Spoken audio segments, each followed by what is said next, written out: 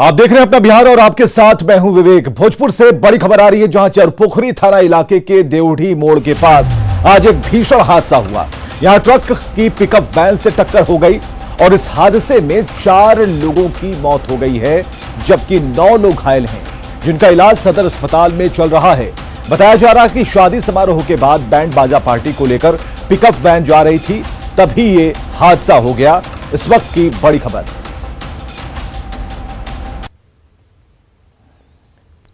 तो आरा से ये बड़ी खबर हम आपको बता रहे हैं। दर्दनाक सड़क हादसा हुआ। ट्रक ने पिकअप वैन में टक्कर मारी है और ट्रक के आगे का हिस्सा और पिकअप वैन दोनों ही भारी तौर पर क्षतिग्रस्त हुए हैं और 9 लोग अभी भी घायल हैं, जिनका बेहतर इलाज कराया जा रहा है। लोगों की भीड़ है। ट्रक और पिकअप वैन की टक्कर वाली जो तस्वीर है, जिसमें हादसे में 4 लोगों की मौत हो गई और 9 लोग जो घायल हैं, अस्पताल पहुंची है पुलिस पूरी रिपोर्ट लेने के लिए, जो घायल हैं उनसे बात करने के लिए। अच्छा, और उस समय गाड़ी खड़ा रहे? गाड़ी चलत रहे। अच्छा, उसको में सोलो में रही सब तो। हाँ हाँ। खाना तो बहुत आदमी तो उस सामने से मर रहे कि पीछे से ट्रक वाला? आगे ट्रक जाता रहे। हाँ। पीछे से गड़िया जाता रहे। हाँ। ये वाला सेगमेंट ठेका का पिकअप वाला। अच्छा, तो ट्रक के अंदर गाड़ी घुस गई? अंदर ना घुसल, लेकिन रहे मैजिक में रहे। हाँ, अच्छा, मैजिक में तो घुसी थोड़े। कहाँ से रहुआ सब आवत है? आवत है या पूरी से। और इधर पूर्णिया में पुलिस की बर्बरता का वीडियो वायरल हो रहा है। वीडियो में एक मुर्गा वैन चालक की पिटाई पुलिस वाले कर रहे हैं और सुपौली निवासी पीड़ित ने बताया कि वाहन जांच के दौरान मोहनपुर पुलिस ने 1000 रुपए की मांग की, जिसके बाद वो वाहन लेकर भागने लगा। फिर पुलिस ने उसे खदेड़ा, सोनबरसा गांव के पास पकड़कर जमकर धुनाई शुरू कर दी। पुलिस के इस रवैये से वहां के ग्रामीणों में गुस्सा है। चौसा थाना अध्यक्ष ने मामले की जांच का भरोसा दिया। इधर पीड़ित ने पुलिस पर 20,000 रुपए और मोबाइल छीन लेने का आरोप लगाया है।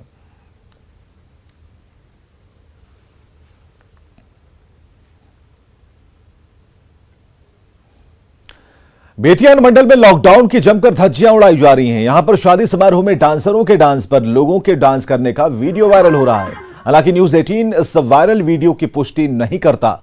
24 मई का यह वीडियो बताया जा रहा है, जो जगदीशपुर पंचायत की सरपंच कलावती देवी के पोते अखिलेश कुमार के रिसेप्शन पार्टी का है और इस समारोह में कई जनप्रतिनिधि भी शामिल हुए थे, डांस का मजा ले रहे थे।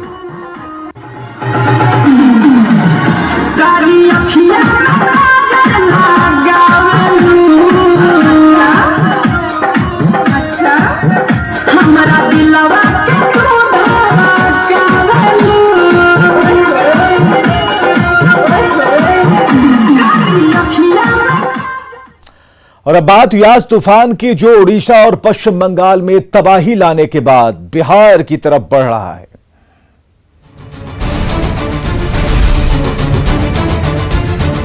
विभाग हमारा अलर्ट पे है।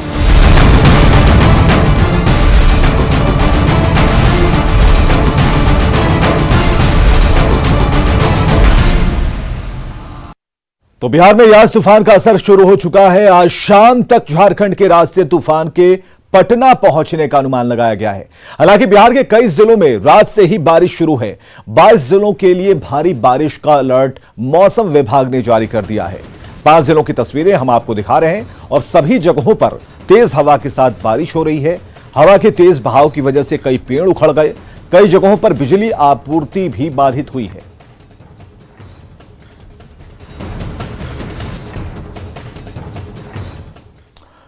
और इधर उप मुख्यमंत्री रेणु देवी ने यास तूफान से निपटने और उससे बचाव को पूरी तरह से तैयारी का दावा किया है। डिप्टी सीएम रेणु देवी ने कहा कि सीएम लगातार समीक्षा बैठक कर रहे हैं और आपदा विभाग भी पूरी तरह से तैयार है। रेणु देवी ने आपातकालीन नंबर भी जारी किया और कहा कि लोग इन नंबरों पर फोन कर सकते हैं, जहां से उन्हें सरकार हर संभव मदद देगी। एसडीआरएफ की टीम है, जिसमें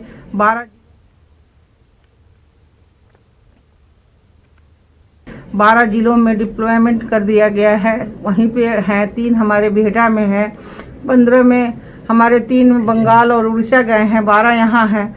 और सारी जैसे बिजली विभाग है, वो भी कल साथ में जुड़े हुए थे। बिजली विभाग भी सारा अलर्ट है, स्वास्थ्य विभाग भी अलर्ट है और इस तरह से सारे विभाग अपने अपने कर्तव्यों का पालन करेंगे। कहीं भी अगर कुछ होता है तो तुरंत वहाँ 2 घंटे में हर चीज करके बहाल। चक्रवाती तूफान यास का असर मधेपुरा जिले में देखने को मिल रहा है। तेज हवा के साथ यहां पर देर रात से ही बारिश हो रही है।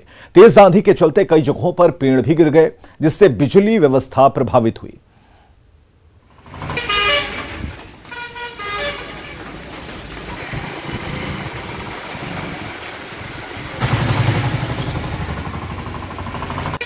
और लखीसराय में भी तूफान यास का असर दिखाई दे रहा है। बीते 2 दिन से तेज हवा के साथ बारिश हो रही है। जिला प्रशासन ने अलर्ट जारी किया है। लोगों से बेवजह घर से नहीं निकलने की अपील की है। हमारे सहयोगी राकेश कुमार की ये रिपोर्ट देखिए। यास चक्रवात का असर लखीसराय जिले में भी दिख रहा है। अहले सुबह से ही लगातार तेज हवा के साथ बारिश शुरू है। लगातार कल से ही बारिश रुक रुक के हो रही है। आप देख सकते हैं काफ़ी तेज हवा बह रही है यहाँ पे और लगातार बारिश भी हो रही है, तो इसका प्रभाव साफ तौर पे आम जनजीवन पर भी देखा जा रहा है।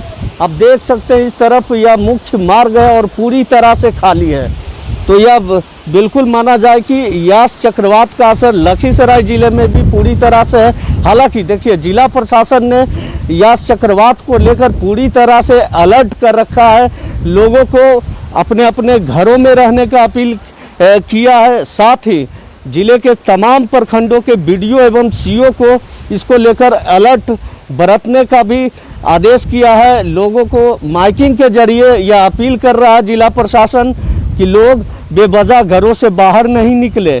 कुछ लोग हैं हमारे साथ, हम उनसे जानते हैं किस तरह से अलर्ट है।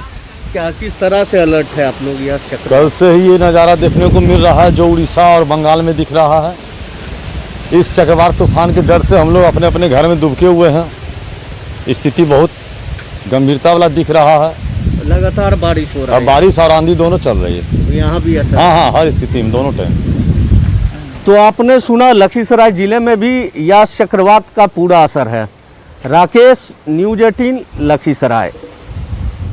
मॉनसून करीब है और तूफान भी आने वाला है, लेकिन इससे पहले पटना में नगर निगम की लापरवाही ने लोगों की परेशानियां बढ़ा दी हैं। कई जगहों पर ड्रेनेज ठीक करने के लिए सड़कों पर बड़े बड़े गड्ढे किए गए हैं, जिससे आए दिन हादसे होते हैं।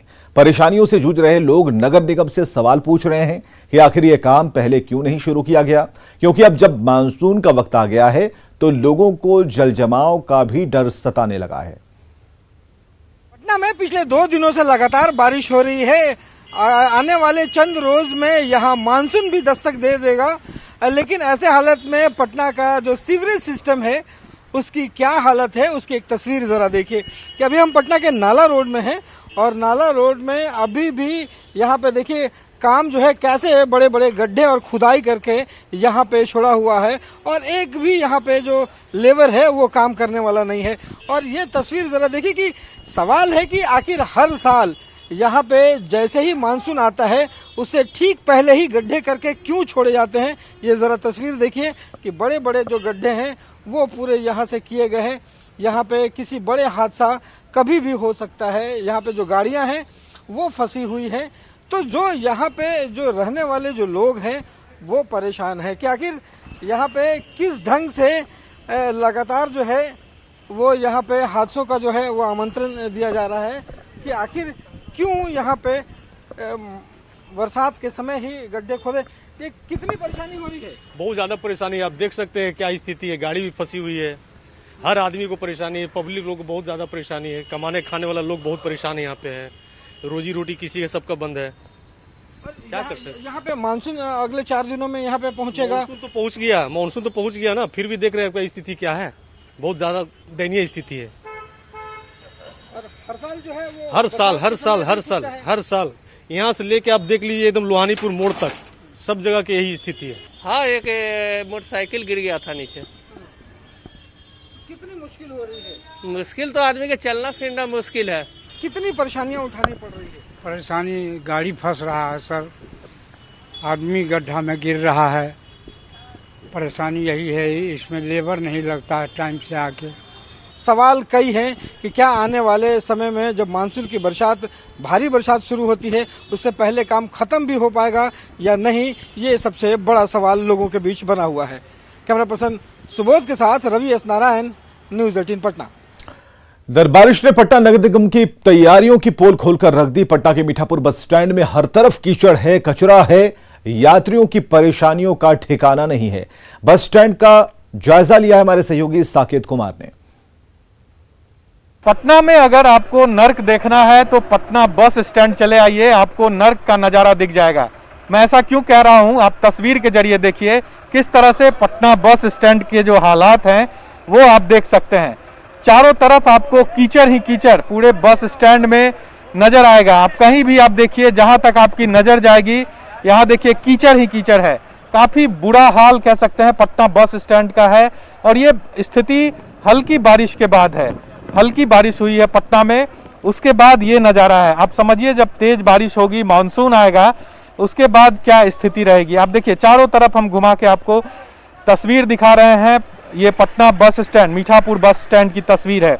तो इस तरह की तस्वीर आपको पटना बस स्टैंड में दिखेगी। और ये तस्वीर कहीं ना कहीं सरकार को और प्रशासन को भी देखनी चाहिए कि किस तरह से यहाँ पर लोग परेशान हैं। हम बात करते हैं, कुछ लोग यहाँ पर हैं। सबसे पहला मैं आपको धन्यवाद देना चाहता हूँ कि अंतर्राज्यीय बस अड्डा मीठापुर में आप हम लोगों को देखने के लिए आए, किस हाल में रह रहे हैं, किस ढंग से हम लोग चल रहे हैं। तो मेरा कहने का मतलब सबसे पहले बीमारी के बारे में कुछ बोलना चाहते हैं हम। ये कोविड-19 के बारे में 2020 से लेकर करके 2021 हो गया, तब से लेकर करके आज के डेट में लाखों आदमी क्रॉस करते हैं अंतर्राज्यीय बस अड्डा मीठापुर से। यहाँ कोई चेकअप नहीं होता है, कोई टेस्टिंग नहीं होता है। और ये हाल तो ये ऐसा है कि 75 रुपया पर कूपन यहाँ देख रहे हैं पर गाड़ी से लिया जाता है। पहले था सरकारी, जब कुमार बाबू को हम लोग बोलते भी थे, सरकारी अफसर थे, और जब से ये प्राइवेट हुआ हम लोग को बोलने का हिम्मत नहीं पड़ता है। और ये देखिए अभी तो जरा सा हल्का बारिश हुआ तो ये गति है, यदि पूरा बारिश हुआ तो आप उस समय भी देखो बरबट होना हम लोग गाड़ी खुलवाए कह रहे हैं सुनील जी आप। और यहाँ पर देखिए पैसेंजर्स जो है वो किस तरह से यहाँ पर जा रहे हैं। पैसेंजर्स को भी आप खुद देखिए, हम लोग खुद इस कीचड़ के अंदर घुसे हुए हैं और कोशिश कर रहे हैं कि जो तस्वीर है वो सरकार तक पहुंचे। जहां एक तरफ पटना को स्मार्ट सिटी बनाने की बात हो रही है, सारे योजनाएं जो है वो उस पर चर्चाएं होती है, लेकिन जो जमीनी हकीकत क्या है वो आप तस्वीर के जरिए देखिए। इस हल्की बारिश के बाद पटना का जो ये बस स्टैंड है वो बुरी तरह से बेहाल हो चुका है और नर्क की स्थिति पटना बस स्टैंड में देखने को मिल रही है। साकेत कुमार, न्यूज़ 18 पटना। तो राजधानी पटना को जलजमाव और बरसात में शहर को डूबने से बचाने के लिए नालों की उड़ाही और संप हाउस की सफाई का दावा किया जा रहा है। लेकिन जब सफाई कार्यों का जायजा लेने सांसद रामकृपाल यादव दानापुर निकले तो नालों और संप हाउस की हालत देखकर भड़क गए। रामकृपाल यादव ने कई इलाकों का दौरा किया। बारिश से पहले जल निकासी की आधी अधूरी तैयारी पर नगर परिषद के कार्यपालक पदाधिकारी को फटकार लगा दी। हद तो यह है कि पौष इलाके बेली रोड में भी नाला उड़ाही का काम पूरा नहीं हुआ। बेली रोड और नहर के जंक्शन के पास अस्थायी संप हाउस के पास सफाई नहीं होने पर उन्होंने नाराजगी जताई।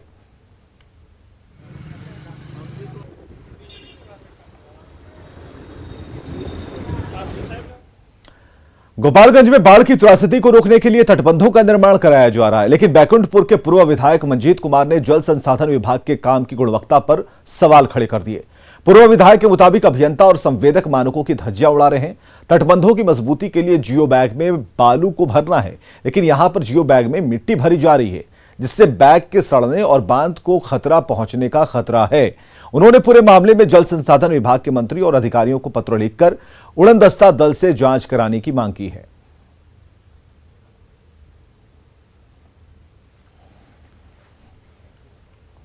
के सलेमपुर छड़की में जो कटाव निरोधक कार्य कराए जा रहे हैं उसमें गुणवत्ता का अनुपालन नहीं किया जा रहा है। जियो बैग का जो प्रयोग किया जा रहा है उस जियो बैग में जहां सैंड भरे जाने हैं, सैंड के स्थान पर मिट्टी भरा जा रहा है। एक जियो बैग में लगभग 125 से 26 केजी सैंड भरे जाने हैं, वहीं पर 105 से 10 केजी उस जियो बैग में मिट्टी भरा जा रहा है। देश में कोरोना केसेस काफी बढ़े हैं और ऐसे में मास्क सबसे बड़ा हथियार है। हम आपसे बार बार अपील कर रहे हैं कि आप मास्क पहनिए और इससे लेकर न्यूज़ 18 ने एक मुहिम शुरू की है, #मास्क पहनो इंडिया। आप खुद से यह प्रण लीजिए कि जब तक महामारी है आप मास्क नहीं उतारेंगे। मास्क ठीक से पहनिए, मास्क है मजाक नहीं। खबरें लगातार जारी हैं।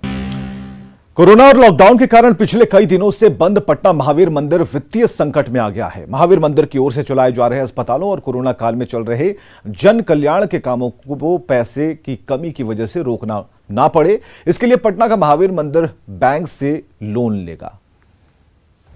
आर्थिक संकट में पटना का महावीर मंदिर, क्या कोरोना काल में बंद हो जाएंगे मंदिर के सेवा कार्य?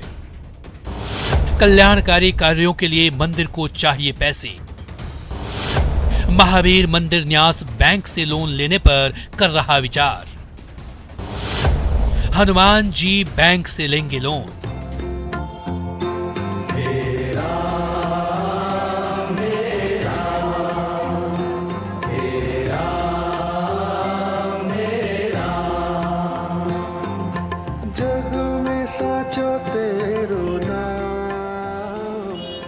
पटना का महावीर मंदिर देश के उन मंदिरों में शामिल है जहां धर्म को सीधे परोपकार से जोड़ा गया है, जहां नर सेवा नारायण सेवा का मंत्र साकार हो गया है। पटना के महावीर मंदिर के पैसे से कई अस्पताल और जन कल्याणकारी काम हो रहे हैं, लेकिन कोरोना काल के चलते महावीर मंदिर 1 साल से भी ज्यादा समय से बंद है। कुछ दिनों को छोड़ दें तो साल 2020 में लगाए गए लॉकडाउन के बाद से महावीर मंदिर बंद है, लेकिन महावीर मंदिर की ओर से चलाए जा रहे अस्पताल और जन कल्याण के कार्य लगातार चल रहे हैं। चाहे गरीबों को मुफ्त में खाना खिलाना हो, या अस्पताल में किफायती दरों पर गरीब लोगों का इलाज कराना हो, या फिर मुफ्त में ऑक्सीजन देना हो, महावीर मंदिर हमेशा से इन कार्यों में आगे रहा है। लेकिन अब लगातार लॉकडाउन के चलते महावीर मंदिर के सामने आर्थिक संकट उठ खड़ा हुआ है। ऐसे में महावीर मंदिर ट्रस्ट की ओर से चलाए जा रहे 7 अस्पताल बंद ना हो और जन कल्याण के काम लगातार चलते रहें, इसके लिए महावीर मंदिर बैंक से लोन लेने की तैयारी में है। बजरंगबली बैंक से लोन लेंगे, सुनकर आपको अटपटा जरूर लग रहा होगा, लेकिन यह हकीकत है। बात हम पटना रेलवे स्टेशन के निकट हनुमान मंदिर की कर रहे हैं, क्योंकि हनुमान मंदिर पिछले कई दिनों से बंद है कोरोना और लॉकडाउन के कारण। और अब जो मंदिर से आमदनी होती थी, कहा जाता है कि लगभग महीने में 1 करोड़ रुपए की यहाँ आमदनी होती थी, और उस आमदनी से कई ट्रस्ट और कई अस्पताल चलाए जाते थे। यहाँ तक कि कई कोविड के अस्पताल भी चलाए जा रहे थे, जहां मरीजों का इलाज हो रहा था, ऑक्सीजन सिलेंडर भरे जा रहे थे। इन सब काम में बाधा न पहुंचे आमदनी के कारण, इसलिए अब मंदिर प्रबंधन के द्वारा लोन लेने की तैयारी है। महावीर मंदिर के प्रमुख आचार्य किशोर कुणाल के मुताबिक हनुमान मंदिर में एफडी के एवज में बैंक से कर्ज लेकर जल कल्याण के कामों को जारी रखा जाएगा।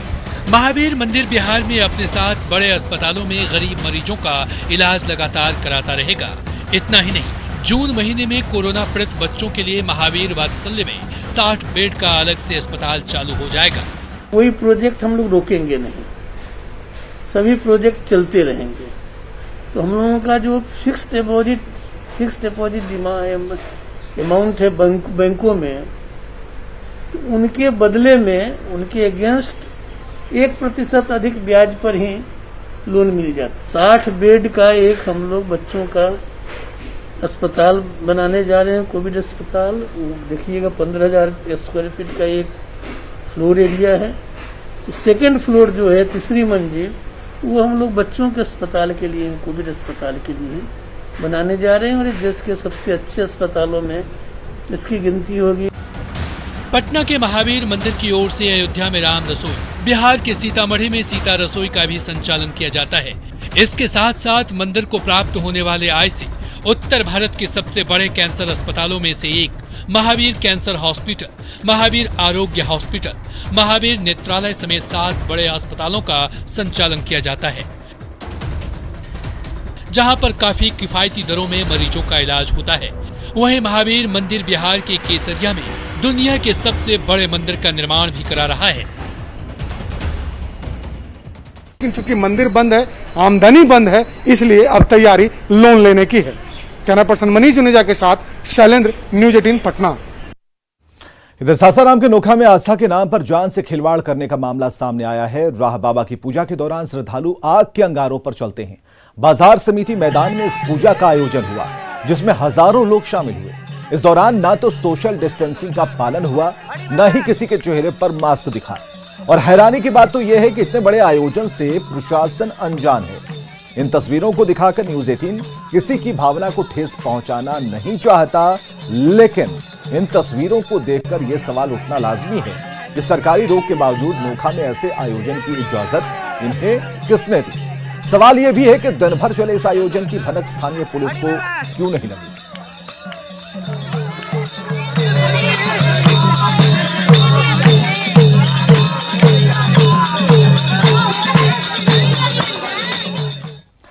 मुजफ्फरपुर के एसकेएमसीएच में एक ब्लैक फंगस मरीज की पुष्टि हुई है। मधुबनी के बासोपट्टी के रहने वाली महिला मरीज, इनका ऑपरेशन विशेष टीम ने किया और फिलहाल उनकी हालत ठीक बताई जा रही है।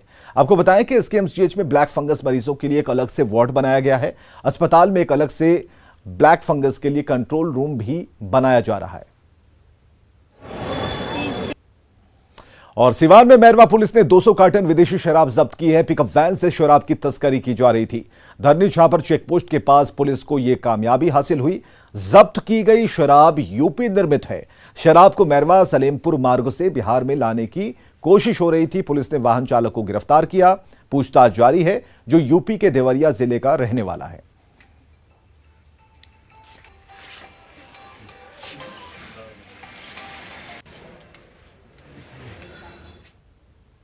और आगे देखिए जोहार झारखंड।